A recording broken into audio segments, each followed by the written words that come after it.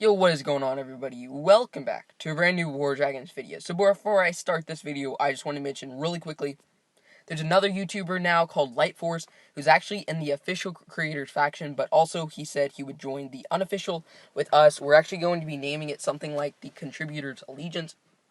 Pretty stoked that he's in it, but if you want to check out his channel, definitely for sure subscribe. His videos are actually really good. They're edited too, so if you want to see some edited stuff like that, he does guides. So if you like my guides, definitely check his out. His is probably a little bit better, honestly. But yeah, I need to start editing my videos. But I'm actually going to be answering a question that I get a lot in my group chat, surprisingly, and that is really, what to forge.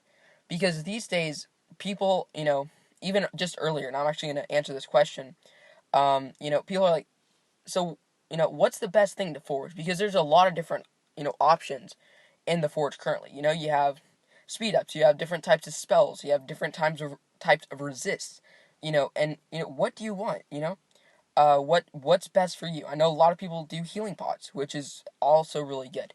So I'm just kind of going to go over that, really quickly in this video. So, what do I forge? If you've never watched my videos, you'll notice that if you look at all my other spells, it's like I don't have any over 100. But freeze, I have 327. That's because for the last 6 months, all I do is forge these.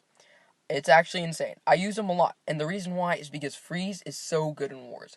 I've taken out, I think, my max is like 111 million defense power with a level 15, with a level 25 Nightshade with 15 mil power. So considering the difference in that, the reason why is because one, Crumble to Dust just wrecked everything, and then I froze something before mages hit so I could use Crumble to Dust. So personally for me, where I'm at in the game, I don't need healing potions. Especially when I have 1,000 bronze chests to open. I don't really need any type of boost. I don't really need speed ups because 94 is like the least I've ever had. I normally have over 300 and over 2,000 of these. I just used a lot the past event.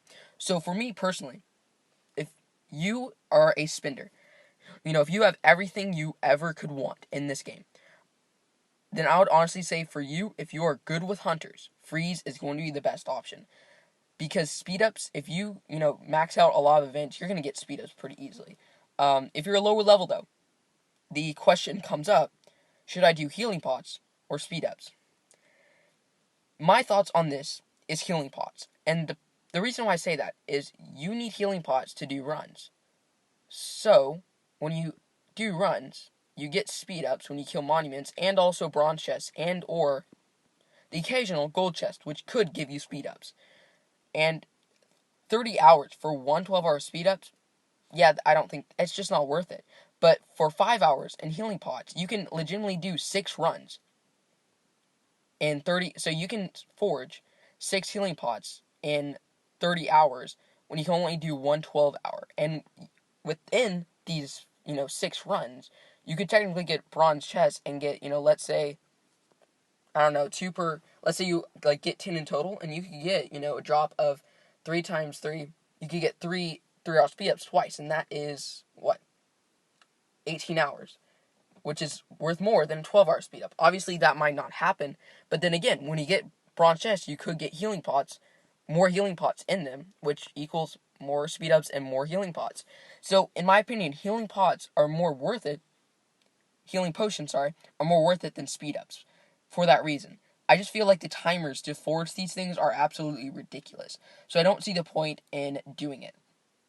Now, of course, let's say you are pretty good in the speed up / healing pot department, but you don't necessarily like hunters.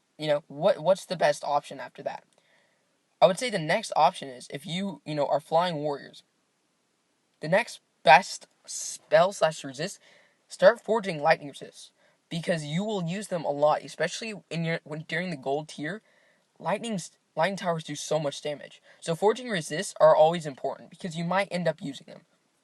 For where I'm at, honestly, I don't really use them at all because I use freeze. I feel like that's a better alternative, especially considering it only takes 3 hours for one freeze, when it takes 5 hours for one cannon resist, and I think 5 hours, 8 hours, 3 hours, 5 hours, it takes so long for one thing. I think 3 hours is probably the best deal in terms of that. So that's the reason why I say that. The next thing is, and I want to talk about, is how many of these should you open? Well, you have to think about it like this. The additional slot, I've never used it because 950 rubies is not worth. So let's say you miss one boost.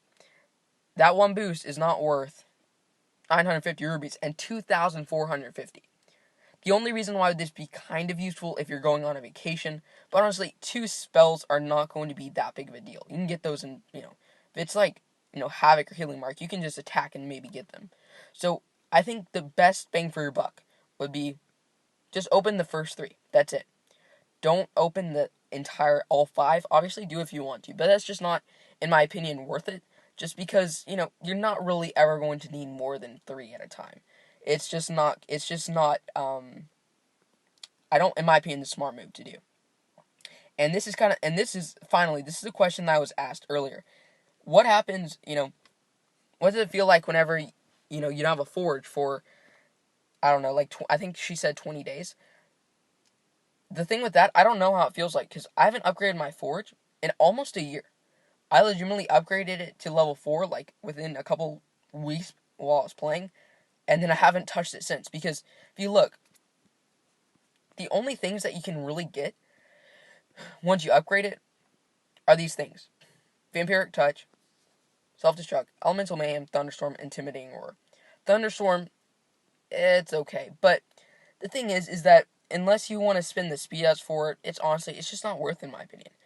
You can, even though these spells might be useful, like Thunderstorm would be nice, but is it necessary? Probably not.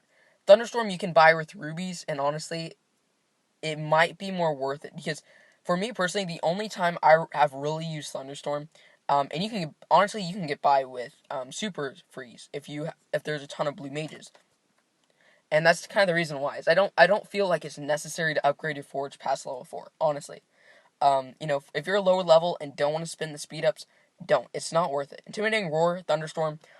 I mean, Elemental Mayhem, like, I have no clue. Like, Self-Destruct and Vampiric Touch, I have no idea why in the world those 3 are considered, like, that good. They're not.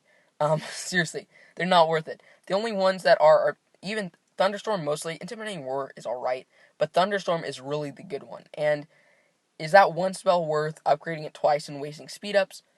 Yeah, probably not. Also, I wanted to bust a myth about Salvage Shop was only going out to people who had like max forges. I have a level 4, I have a level 4 forge, um, and I got the Salvage Shop. So yeah, it's not that. I'm not sure what it is, but it's not that. I think, like, the thing is, people were saying if you're on the Creators Faction, you got it. Nope, I'm not on the Creators Faction. People were saying that if you were in the beta, you got it. Nope. If you were associated anyway to PG, you got it. Nope. If you're a YouTuber, you got it. No. Because I'm in and I didn't get it. So apparently I was the only YouTuber that got it, I think.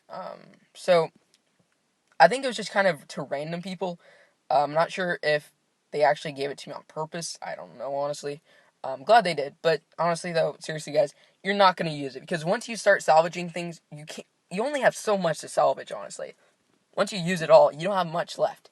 So they need to work on that. I think you need to be able to salvage buildings in your storage. PG, I got you. You can take my idea. Feel free. So, yeah, hope you guys enjoyed this video. If you guys did, leave a like down below. If you guys have any suggestions, this was a viewer suggestion, so I do take those up. Working on it, I have a list, like a running list of suggestions, because I have almost 60 emails a day. So, if I don't respond immediately, I apologize. I only have 8 more left, which is nice. So, yeah. Hope you guys have a great day, and yeah, I will see you guys next time. Thanks for watching, guys.